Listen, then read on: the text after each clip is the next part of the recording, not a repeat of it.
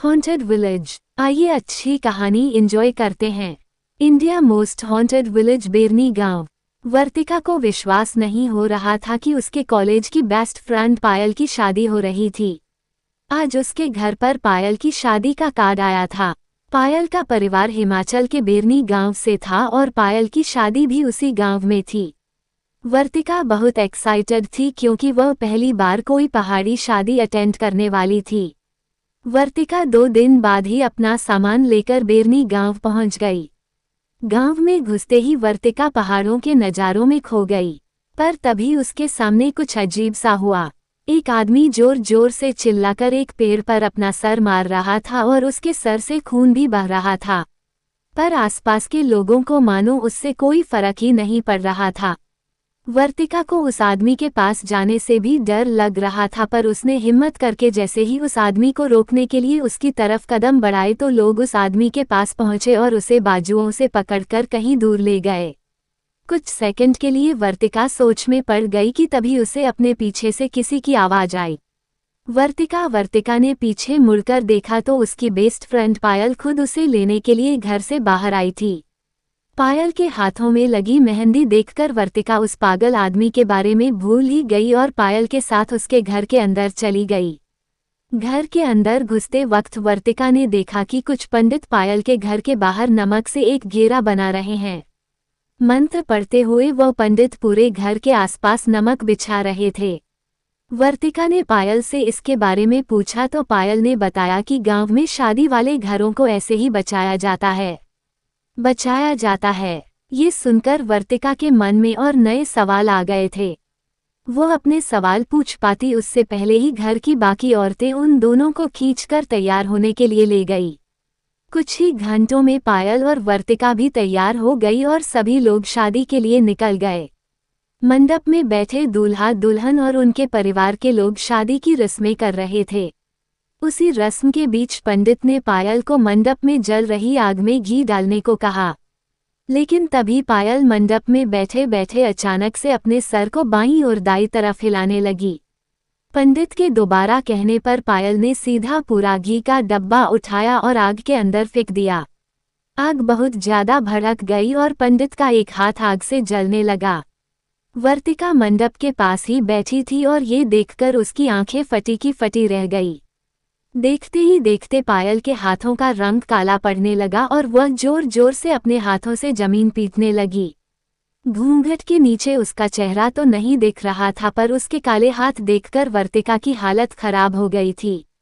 पर मंडप में बैठे लोग वहां खड़े होकर बस पायल को देख रहे थे। उनमें से कोई भी डरा हुआ नहीं लग रहा था। वर्तिका को ये बात और भी ज्यादा अजीब लगी। वो जब से बेरनी गांव में आई थी तब से कुछ न कुछ अजीब घटते जा रहा था, जो वर्तिका के लिए तो बहुत डरावना था पर बेरनी गांव के लोगों के लिए शायद आम बात लग रही थी। तभी वर्तिका को पायल की जोरों से चीखने की आवाजें और उसका घूंघट उसके सर से हट गया। घूंघट के नीचे से चेहरा देखा तो पायल का बिल्कुल भी नहीं लग रहा था। उसकी आंखें लाल पड़ी थी, बाल एकदम बिखर गए थे और उसके दांत नुकीले हो गए थे।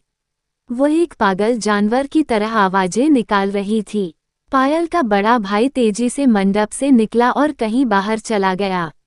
वहां पर बैठे लोग अब भी बस शांति से पायल को देख रहे थे। वर्तिका से अपनी दोस्त की हालत देखी नहीं जा रही थी और वो हिम्मत करके उसके पास जाने लगी कि तभी पायल की मम्मी ने वर्तिका को रोक लिया और उससे कहा कि पायल बिल्कुल ठीक हो जाएगी। बड़े पंडित जी बस आते ही होंगे। लेकिन देखते ही देखते पायल की हालत और खराब होने लगी थी। उसने अपने हाथों से अपने ही बालों को खींचना शुरू कर दिया और वो किसी अनजान भाषा में कुछ बड़बड़ाने लगी। वर्तिका की नजरें पायल से नहीं हट रही थी। पायल का ये रूप देखकर वर्तिका कांप गई थी। उसे यह नहीं समझ आ रहा था कि आखिर कोई भी पायल की मदद क्यों नहीं कर रहा है। उसने जोर लगाकर पायल की मम्मी से खुद को छुड़ाया और पायल के करीब चली गई। वर्तिका ने पायल से बात करने की कोशिश की और पायल थोड़ी शांत हो गई।